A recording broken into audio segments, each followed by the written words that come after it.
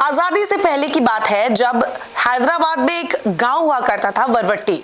या एक दलित बच्चा अपने घर के बाहर खेल रहा था। अचानक उसके सामने उसकी माँ और उसकी बहन को जिंदा जला दिया जाता है। पिता काम पर गए थे। बाद में यही बच्चा राजनीति में पहुंचता है और फिर बड़े बड़े नेताओं में शुमार होता है। देश की सबसे पुरानी पार्टी कांग्रेस में भी वो आज अध्यक्ष पद पर है, यानी कि हम बात कर रहे हैं मल्लिकार्जुन खड़गे की। जी हाँ, ये राजनीति नहीं है। 50 साल का लगभग उनका एक्सपीरियंस रहा है पॉलिटिक्स का। 1969 में वो कांग्रेस में शामिल हुए और आलाकमान के सबसे वफादार नेताओं में शुमार हुए। और इसके पीछे भी एक कहानी है।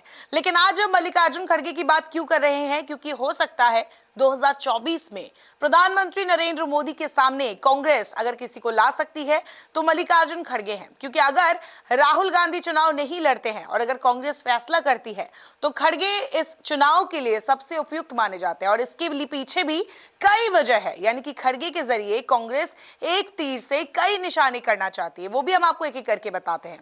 मेरी डबल इंजन की सरकार है, हम काम करके बताए। अरे भाई 9 साल में नहीं करके बताए, अब क्या करके बताए? सबसे पहली बात कि खड़गे दलित नेता है, यानी कि देश को सबसे पहला दलित प्राइम मिनिस्टर मिलेगा। अब दूसरा कारण बताते हैं। प्रधानमंत्री नरेंद्र मोदी जिस तरीके से अपने आप को पेश करते हैं कि वो एक गरीब का बेटा है, वो एक चाय वाले के बेटे हैं, इस तरीके से जिस तरीके से उन्होंने अपनी एक इमोशनल छवि बनाई है, खड़गे भी ठीक वही काम करते हैं। खड़गे के कई भाषणों में आप उन्हें सुन सकते हैं कि वो कहते हैं कि मैं तो दलित हूं, मैं तो अछूत के घर से आता हूं, मैं तो मजदूर के घर से हूं, मैं तो तुमसे भी ज्यादा गरीब हूं। तो इस तरीके की बातें, इस तरीके की छवि अगर देखा जाए तो इक्वल वो एक खड़गे हैं और एक तरफ प्रधानमंत्री नरेंद्र मोदी है। जो आप हमेशा क्लेम करते हैं मैं गरीब हूं, हम भी गरीब है, हम तो गरीब से गरीब है, हम तो अछूतों में आते हैं। कम से कम तुम्हारी चाय तो कोई पीता है, मेरी चाय भी नहीं पीता कोई। तो दोनों की छवि कुछ कुछ एक ही जैसी है। लगभग 80 साल के हो चुके खड़गे कई मायनों में पार्टी के लिए अहम है, क्योंकि चाहे बीते दिनों वो कर्नाटक का चुनाव जितवाना हो या हिमाचल का चुनाव जितवाना हो, पार्टी में जिस तरीके के वो फैसले ले रहे हैं अध्यक्ष पद में आने के बाद, उसकी सराहना की जा रही है। वो लोकसभा में हो चाहे राज्यसभा में, उनके दमदार भाषणों को लोगों ने सुना है। वो भले ही साउथ के नेता है, जिस तरीके से देखें तो वो 9 बार के एमएलए है और साथ ही साथ 3 बार के एमपी है, लेकिन उनको पूरी दुनिया मतलब पूरे देश के लोगों ने सुना है जब वो संसद में भाषण देते थे और उनके भाषण काफी दमदार होते रहे हैं। पार्लियामेंट जब चल रहा है तो ईडी का समन आता है, आप जल्दी आइए। इस तरीके से अगर हम चलेंगे क्या डेमोक्रेसी हमारी जीवित रहेगी? अगर सॉफ्ट पॉलिटिक्स की बात करें तो खड़गे का नाम आता है। वो सॉफ्ट पॉलिटिक्स को एडमायर करते हैं और इसी तरीके की बातें भी वो करते हैं।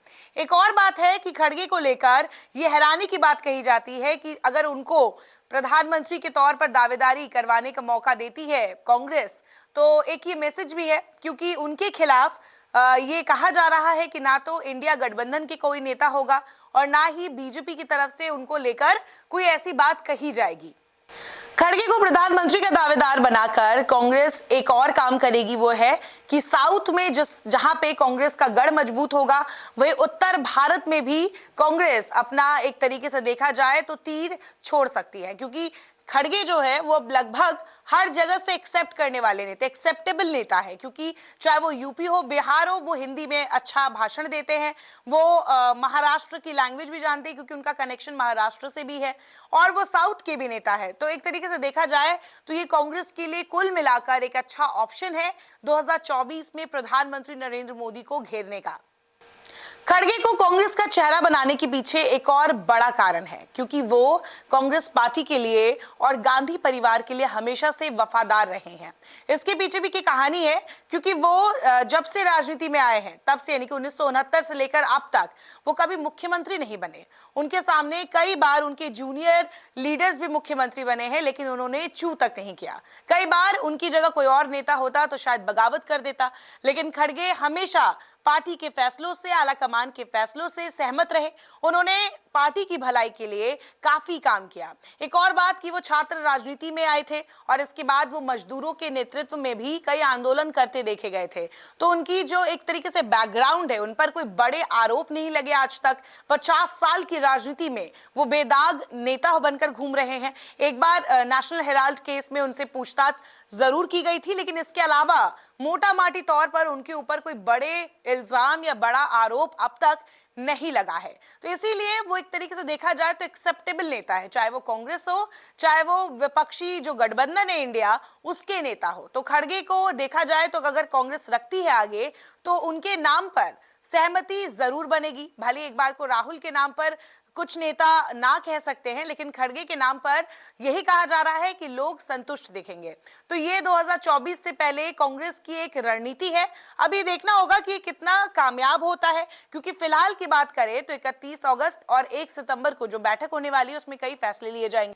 चाहे वो सीट बंटवारा हो, चाहे वो देखा जाए संयोजक कौन बनेगा इसका जवाब पाना हो, ये तमाम तरीके के सवाल 2 दिन की बैठक के बाद मिल पाएंगे। और एक और चीज कि कांग्रेस का कहना यही है अभी, क्योंकि कांग्रेस ये जानती है कि नरेंद्र मोदी को टक्कर देना है तो एक चेहरे पर ये बात नहीं बन पाएगी, इसलिए कांग्रेस अपने पत्ते नहीं खोल रही है। अभी ये कहा जा रहा है कि 2024 चुनाव लड़ा जाएगा और उसके बाद कौन बनेगा प्रधानमंत्री इस पर फैसला लिया जाएगा सभी के सहमति के साथ। तो ऐसे में ये एक ऑप्शन है खड़गे कांग्रेस के पास, जो कि देखा जाए तो एक दमदार ऑप्शन है और ये देखना होगा कि कितना कामयाब हो पाता है। नमस्कार, मैं हूं मानक गुप्ता। अगर आपको हमारा ये वीडियो पसंद आया हो तो इसे लाइक और शेयर जरूर करें, और हां, हमें सब्सक्राइब और फॉलो करना ना भूलें ताकि आप देश और दुनिया की कोई खबर मिस ना करें। तो जुड़े रहिए हमारे साथ और देखते रहिए न्यूज़ 24।